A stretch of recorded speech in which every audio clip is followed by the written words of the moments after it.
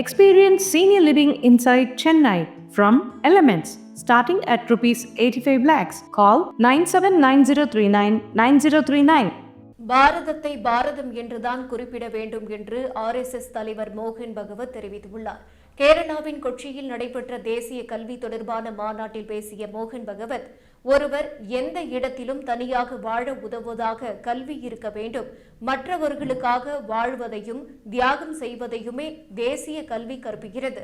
ஒருவர் சுயநலமாக இருக்க கற்றுக் கொடுத்தால் அது கல்வி கிடையாது என்று கூறினார்.